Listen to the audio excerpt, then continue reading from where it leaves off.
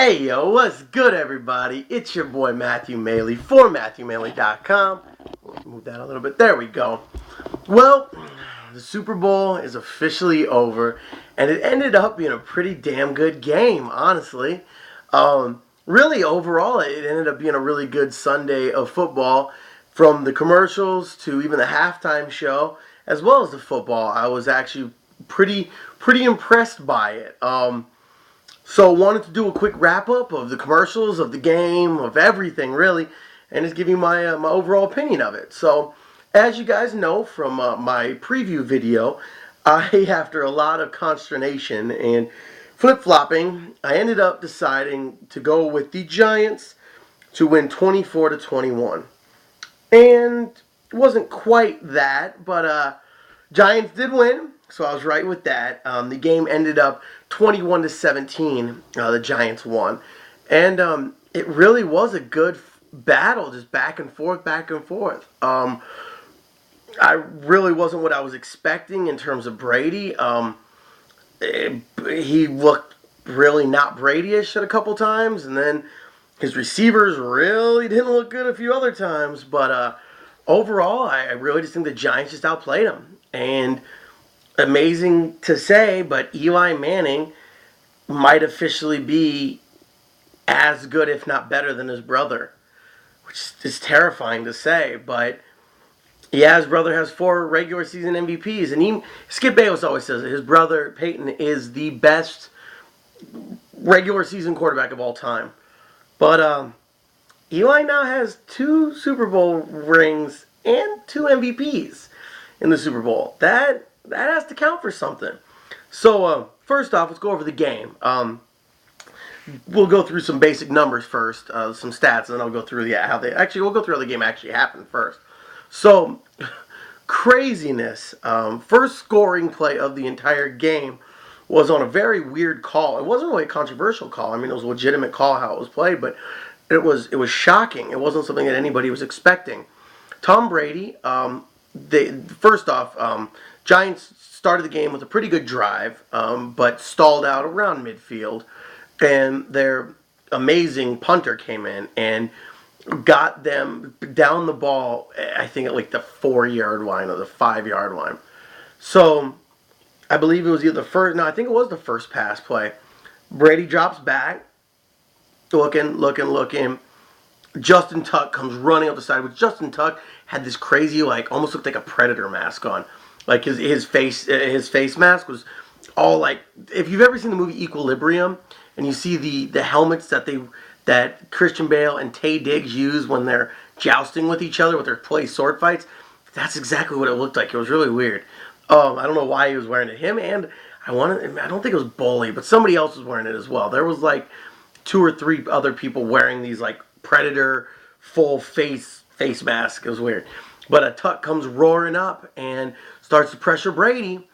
Brady has to get rid of it, and he just launches it downfield, center of the field, but overthrows everybody. There's nobody within 10, 20 yards of it. And he was in the end zone and was still technically in the pocket, and that is called intentional grounding. I've never seen that called, an intentional grounding call, from an overthrow. You know, you see it all the time. Somebody throws it to the ground trying to get rid of it. But I've never seen it from somebody overthrowing a pass down the middle of the field. And they actually gave a pretty good, demonstration and description of why it was intentional grounding. And it was because the quarterback was under duress. If Justin Tuck hadn't been coming and he just wanted to just randomly throw it out, Brady totally could have done that. He could have just let the ball go and no problem. But the fact that Tuck was coming at him and he was under duress, he had to get outside of the pocket in order for it not to be intentional grounding. So I'd never seen that before, and I watch a lot of football, so that was kind of a crazy way to start off the Super Bowl. And sure enough, there you go. Giants have a 2-0 lead. Victor Cruz then scored the next points of any, and that was a touchdown after another pretty good Giants drive. Just good mixture of grinding it out with Bradshaw and Jacobs, plus some damn good throws by Eli. He was really showing some impressive throws, which then it was a 9-0 at the end of the first. Then the second quarter started, and Brady started looking like Brady. And next thing you know, after a pretty good set of drives from Brady, it ended up being a 10-9 at halftime. Touchdown went to Danny Woodhead, right across the middle, and as well as a field goal by Steven Gostkowski. So we go into halftime, and it is 10-9. And right when we get out of halftime, the Patriots open it up, and Aaron Hernandez gets a touchdown at the 11:20 mark in the third quarter. So now it's 17-9, and really the Giants just they finished the first half really well. Even though the Patriots had come back and gotten the lead, the Giants still looked pretty powerful. And then that third quarter came out, and it was just like, what happened? And when they first scored, thankfully, Giants were able to come back and knock in back-to-back field goals to make it 17-15 going to the fourth quarter. And the fourth quarter was nothing but a grind. It was just smash mouth, grind it out football, and it was awesome, honestly. In my opinion, it's what Super Bowls are supposed to be. Just drive after drive after drive of intensity and excitement and just So it ended up being Ahmad Bradshaw, the only score that ended up happening in the fourth quarter. The Giants drove it down, and mind you, it was going back and forth. It was going back and forth, punt. Finally, the Giants drive it down, and there was like 2 minutes left. So they had it on like the 7-yard line or something, and the Patriots actually gave them, they opened up a big hole, and they let Bradshaw run it in, and he tried to down it on the 1-yard line to take off more time, but his momentum carried him into the end zone. So they ended up scoring. So now Tom Brady has 57 seconds to make it all the way down the field and score a touchdown. So sure enough, everybody's thinking the stage is set. Here we go. This is going to be it. It's time for another one of Brady's amazing moments. And his wide receivers really let him down. Aaron Hernandez passed right to his hands, dropped it. Wes Welker, one of the best sets of hands in the world, right to his hands, drops it. And sure enough, they had to end up going and taking a couple shots downfield. They didn't have any choice. And that was it. They knocked down it was actually kind of close. Gronkowski actually almost was able to get the tip from the from the Hail Mary. But he said his ankle was okay. I don't know. It looked like on that last play like he couldn't get to it quick enough. So I think his ankle might have still been hurting him a little bit. But I don't know. We'll see. We'll see what he ends up saying about that. I know nobody wants to use that as an excuse. So I'm not sure really. But overall, it was a very good game, and Giants win. So, couple aspects that I'm really happy about. First off, I'm just happy Tom Brady didn't get another ring. That's the first thing I'm really happy about, because they're already enough of a dynasty. Belichick's already enough of a dynasty coach. I don't want any more of that.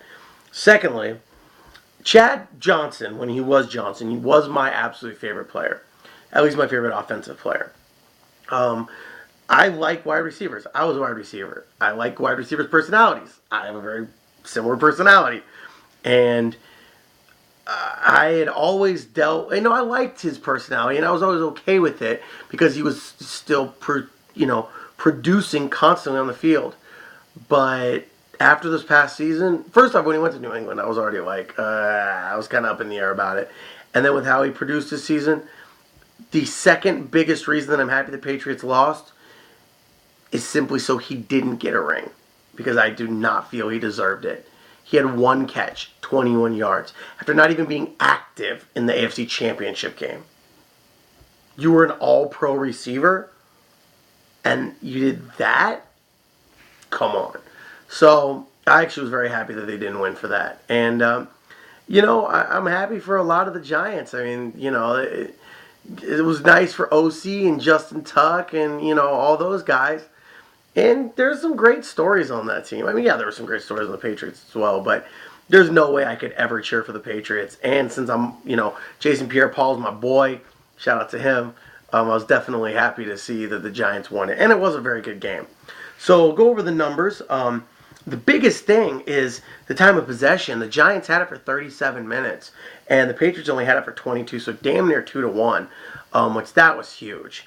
Then also the Giants passing, Eli Manning's passing, he was 30 for 40, pretty solid, for 296 with one touchdown, quarterback rating of 103.8, and Tom Brady was 27 to 41 for 276 with two touchdowns and an interception. Overall passer rating of 91.1. Running game was kind of from both sides. Brandon Jacobs had 9 carries for 37 yards. Ahmad Bradshaw had 17 for 72 yards and a touchdown. Benjarvis Green-Ellis had 10 carries for 44 yards. And that was it in terms of running. So really not much in terms of the running game.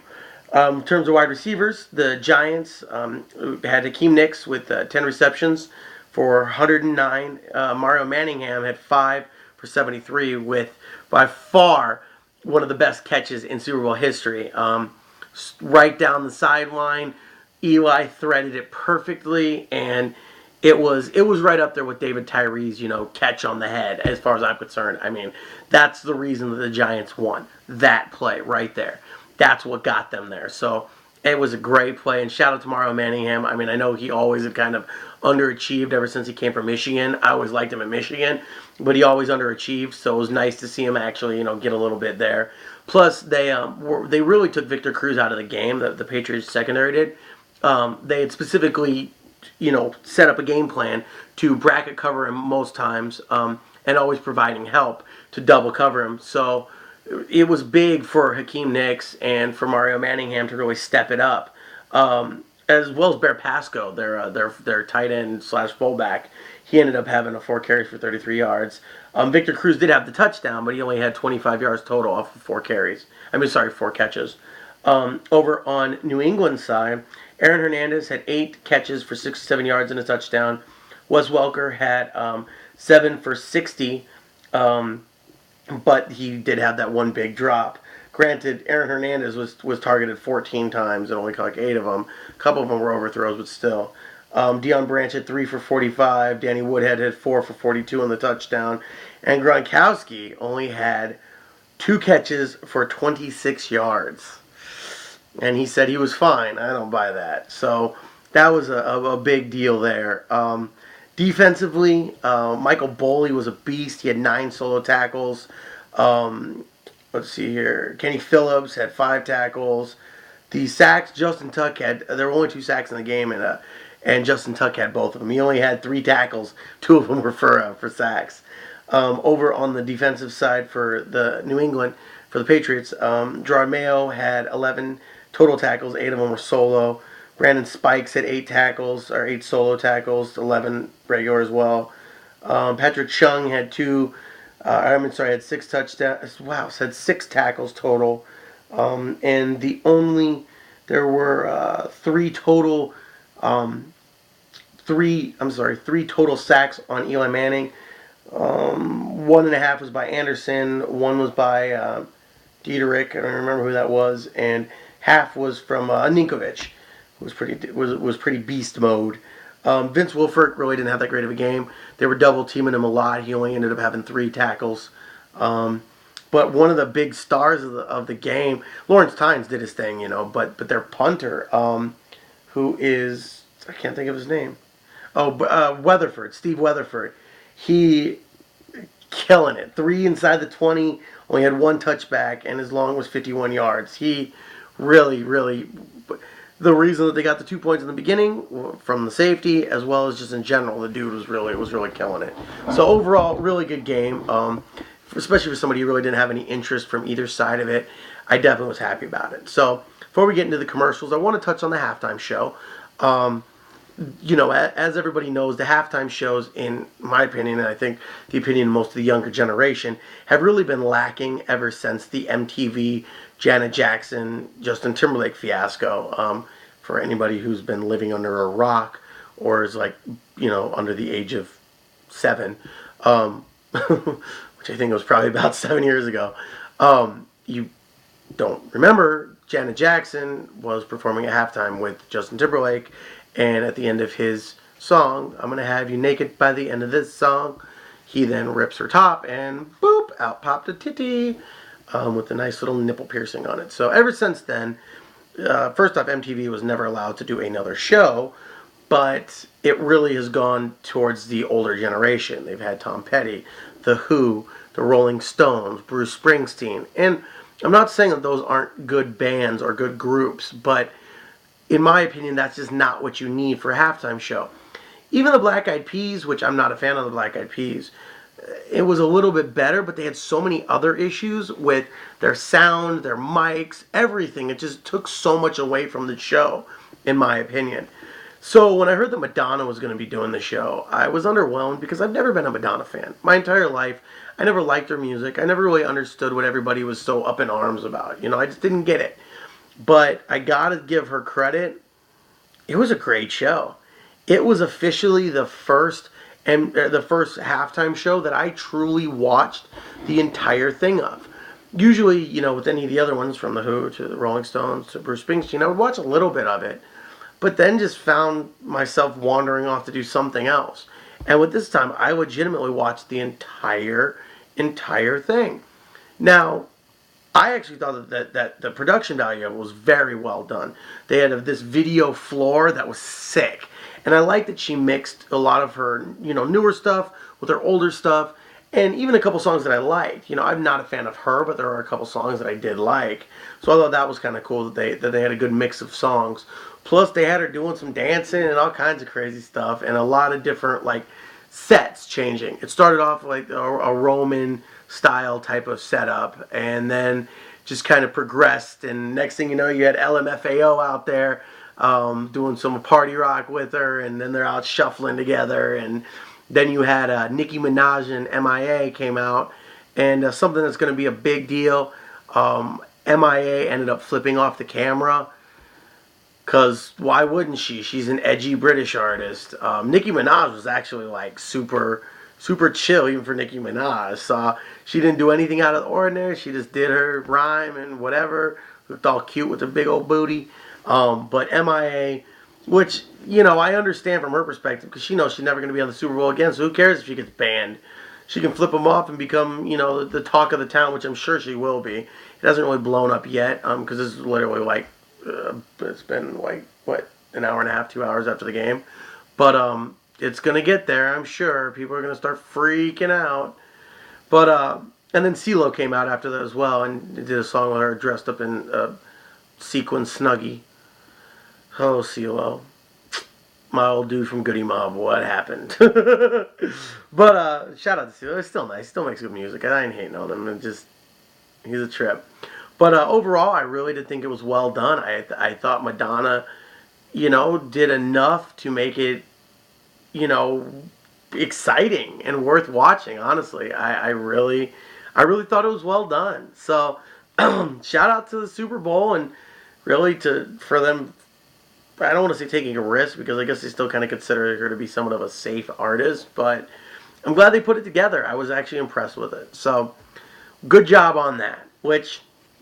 That leads us to the commercials, which everybody watches for. So I'll do kind of a rundown of some of my favorite commercials, as well as some of the things that I was a little bit underwhelmed with.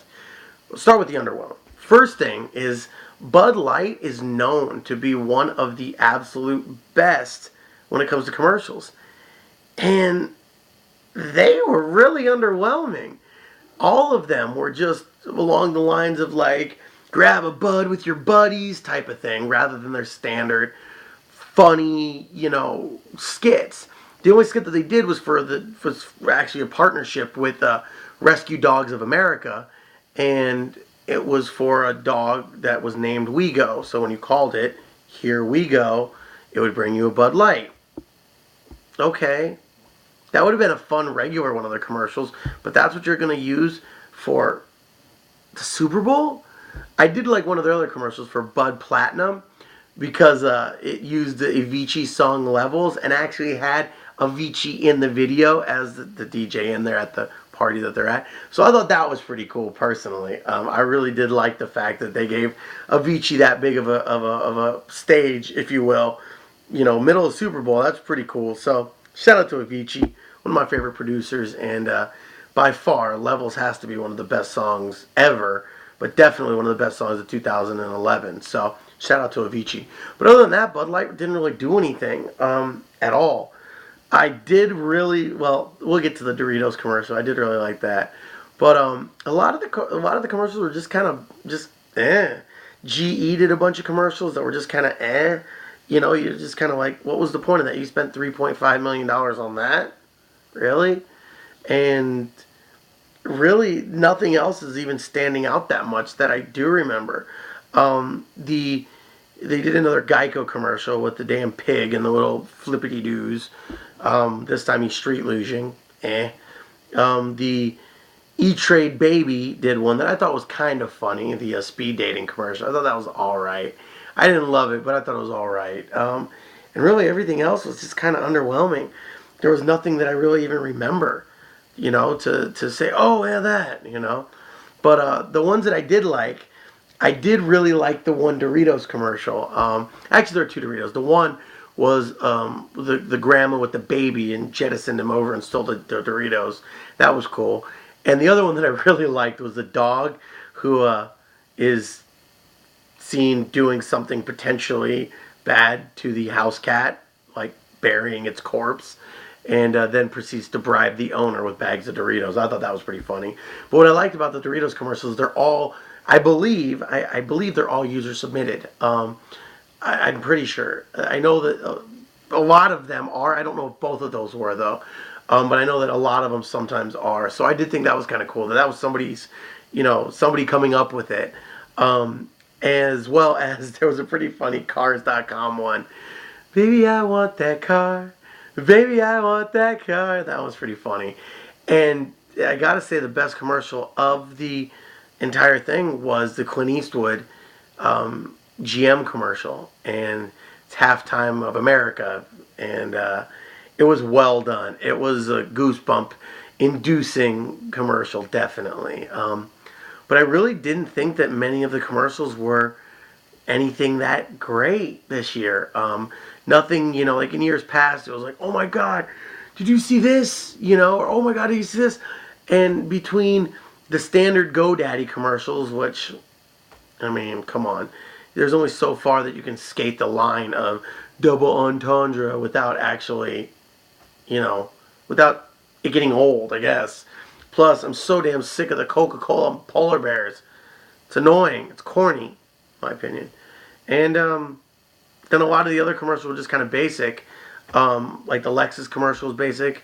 Oh, and that's what I meant to say. The one that I really did like was for the Acura NSX. And it featured Jerry Seinfeld trying to convince this guy who was in front of him on getting the new NSX, and he wanted to be the first person.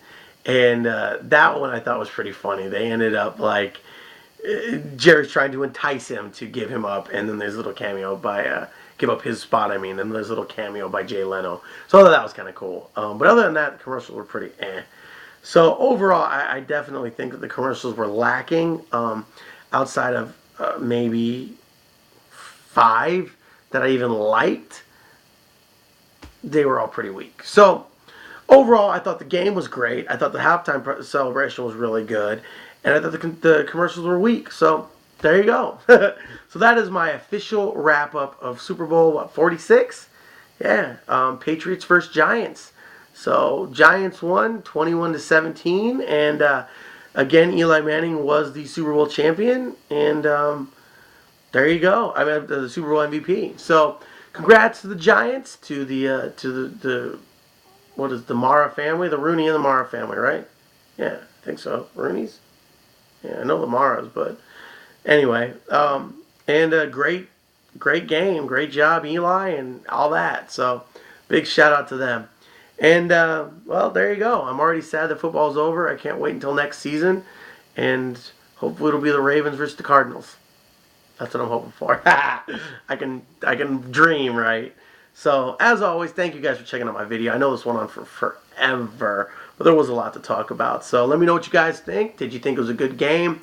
I know I've been hearing a lot of people that didn't like the halftime show, but I guess compared to the past, like, 5 to 7 years, I thought it was pretty damn good. And let me know what you guys think of the commercials. Did you think they were pretty lacking like I did? I'm curious. So, holla at your boy. As always, you can just comment back on this video. If you're up on YouTube right now, just search for Matthew Maley Poker, and you can see all my videos. While you're there, leave me a comment. Maybe like the video as well, and maybe subscribe to the channel. Let me know what you guys think. What was your favorite commercial? Did you like the game? Did you like the halftime show? Just sound off, whatever. Let me know what you guys think. As always, you can also check me out on MatthewMiller.com and check out the discussion tab and leave some info on there. And or you can hit me up on Facebook, search for Matthew Maley Poker on there, and leave me a comment about anything, any of these videos. I'm always curious to hear, like I said. Or follow your boy on Twitter at Matthew Maley. I was tweeting a lot through the game and all over the place. So now you've got my info, as always, and thank you guys. So thank you for checking out my videos. Hopefully everybody enjoyed my weekly NFL videos for this whole season, and hopefully you'll be seeing them again next season. So until my next video, hope everybody has a great, or had a great weekend, and hope everybody was safe getting back from parties and didn't drink too much and didn't eat too much. But I'm sure people did. So, until the next video, your boy Matthew Maley for MatthewMaley.com, signing off. Peace out, y'all.